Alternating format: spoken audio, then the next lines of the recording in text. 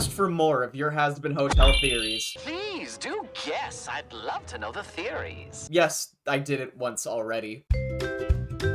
But finish this first. I see your attention span.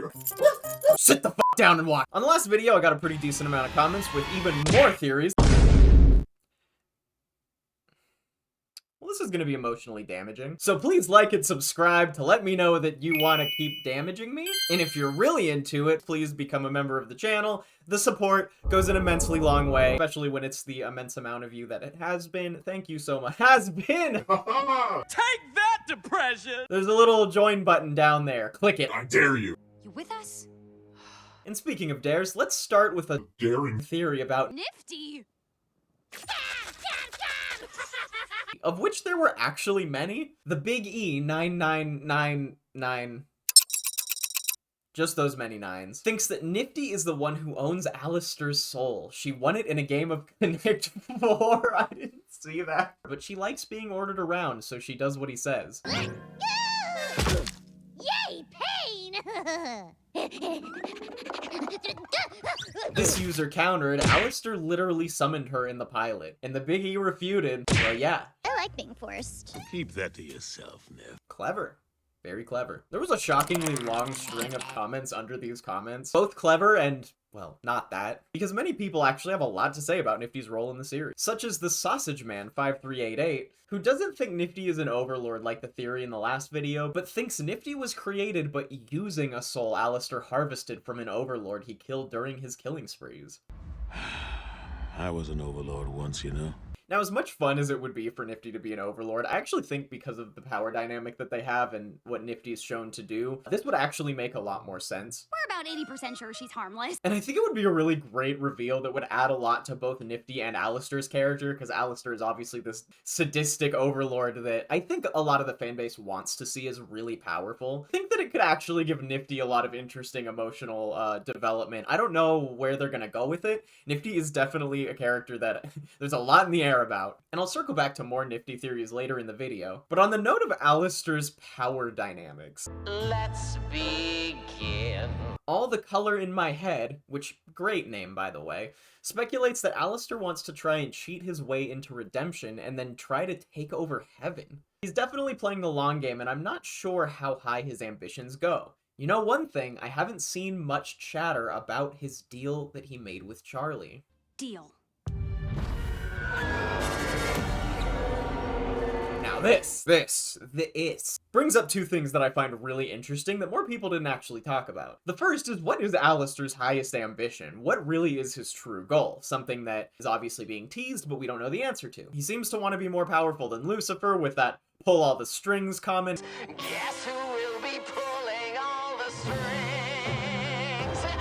But do his ambitions actually stretch beyond hell? Secondly is, yes, why have we not been talking more about the deal that Alistair made with Charlie? One favor at a time of my choosing, where you harm no one. What on earth, or I guess in heaven and hell, He's had enough! Nah, he's got a few more hits in him. could she even help him with? Potentially, with what she's trying to accomplish, she could maybe get him redeemed so that he could claw his way up the power chain in heaven. However, this user has some different thoughts on the particular subject. They believe Alistair will actually become the main antagonist of the series and that this is just the beginning. Imagine a scenario where Charlie is forced to make another deal with Alistair for her soul. Or in my opinion, even just the deal that he's already made. Now if Charlie became Alistair's slave or indebted to him in some way, perhaps Daddy Lucifer would step in to save her by making his own deal with the radio demon. Kinda like how King Triton did with Ursula in The Little Mermaid. Do we have a deal?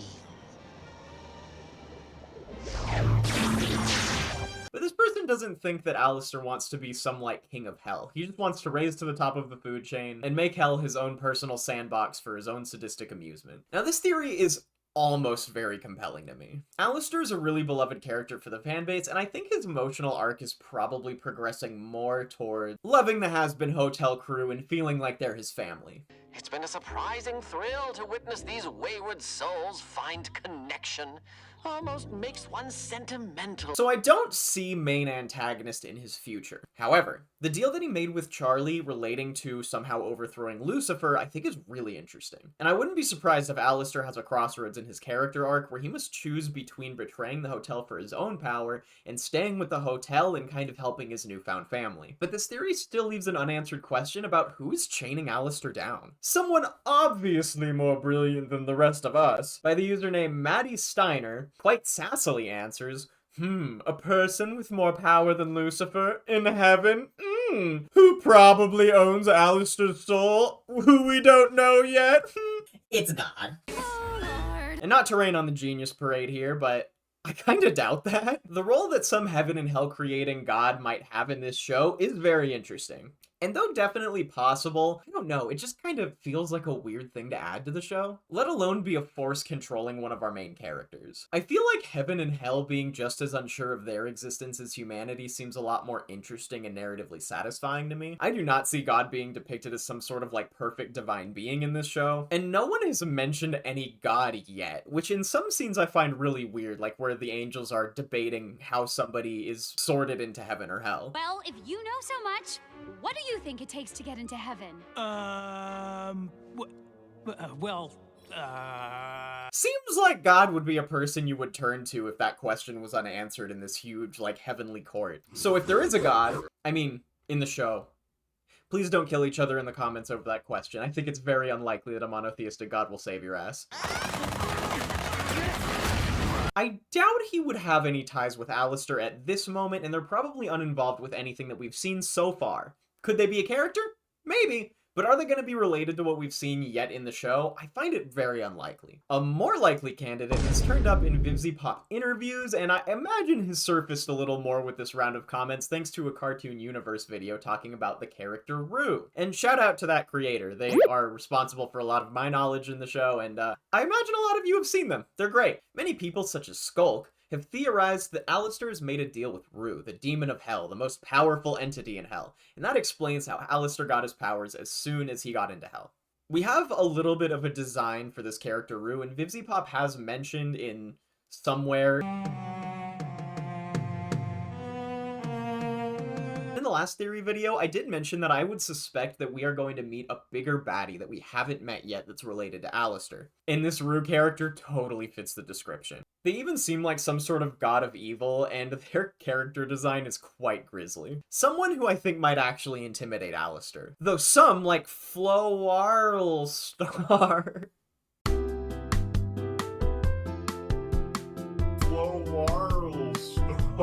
I felt like I was doing pretty well on names up until this point. This user Floarstar has a different theory they saw and might potentially be even more possible. It's a little long, so I'm gonna summarize. Rue made a deal with Lilith that kind of got her some power when she came to hell. Rue was stuck on the ground of hell and made a shady deal with Lilith. In the meantime, maybe Rue also found a way to talk to somebody who was still alive. This would be our dear boy Alistair, and coaches him into power so that when he gets to hell, he's just freaking busted.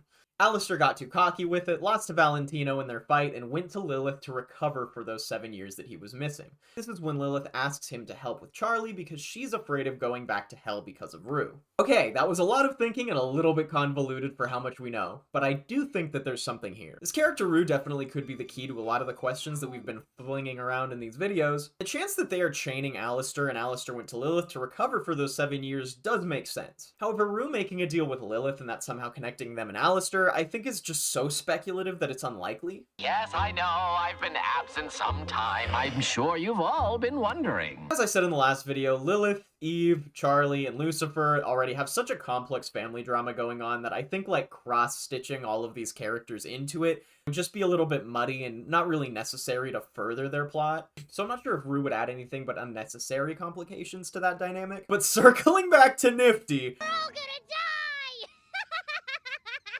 something that breaks all of the theories that have been previously mentioned is this theory by Machina de Gaulle. Nifty is actually Rue. This is really getting good. I don't know why, but I think this would be a great plot twist considering Nifty is probably an overlord. Okay, I know it sounds kinda silly, but I don't know. you never know. No, I don't think that Nifty would be Rue. However, I could see a world where Nifty is actually like Rue's pet and is kind of there to watch over Alistair for Rue, to keep an eye on him, quite literally speaking. Vidya Kias, on the other hand, believes that Nifty's soul is owned by Vox. This has been foreshadowed when she couldn't say a single word in front of a camera.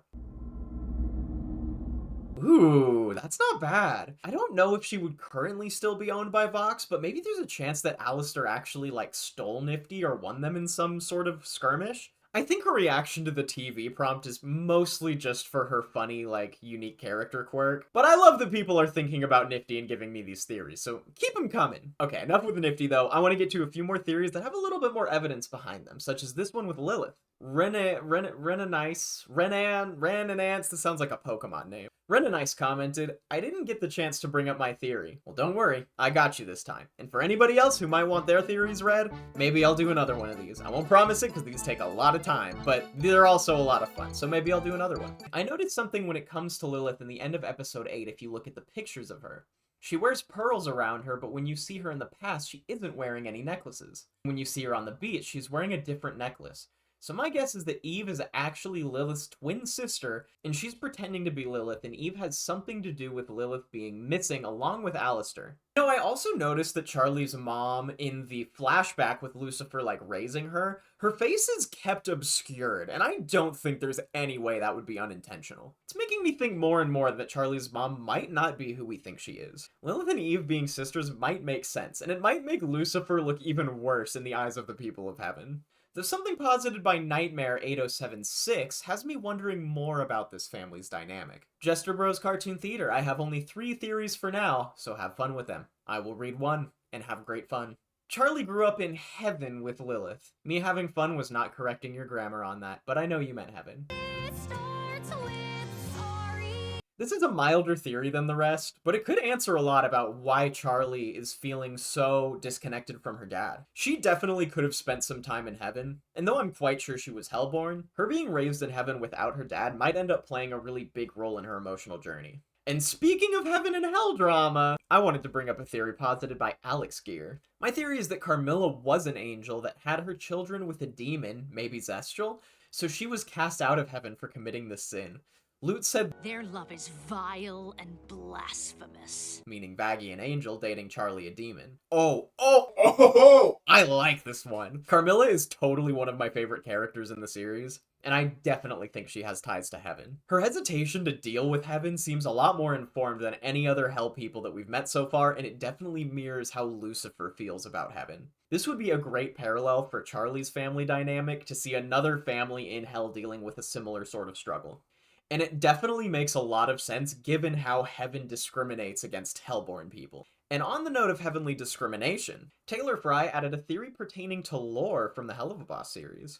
Imps, who we see primarily in the Hell of a Boss series, are so marginalized. I hereby welcome you all to another year of celebrating the spoils of your labor that continue to feed the citizens of hell. Because of their similarities to the masks worn by the Exorcist. That association bred discontent. I would love to see Adam form in hell with a permanent imp mask and become subject to that kind of persecution that he's been promoting. I love this and think it would really add to the color and kind of cultural fabric of the world that they're building. I think it would be a wonderful subtle detail that you wouldn't even need to explicitly say. I think just doing it through visual imagery would be really cool. Something slightly hinted at just for the fans that are really paying attention. Though something that could use a little bit more explicit confirmation is relating to this theory by Lemons4869. Why am I reading the numbers to some of them? I don't know. Don't ask me these kinds of questions. Sir Pentious is a seraphim. He didn't go to the gates and his outfit is all white.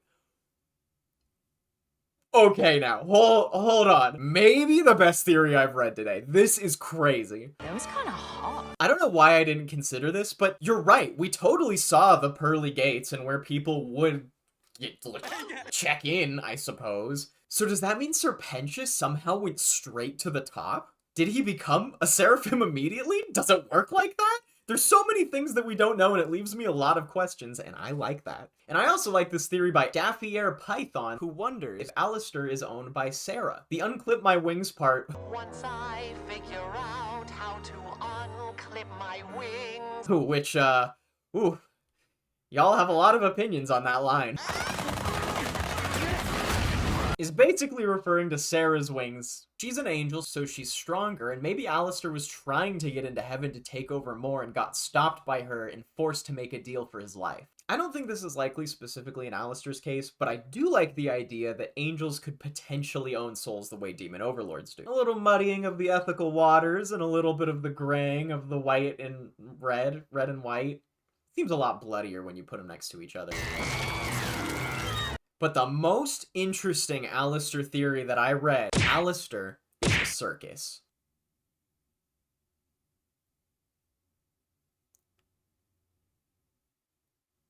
This was said by like 3 people. What the f?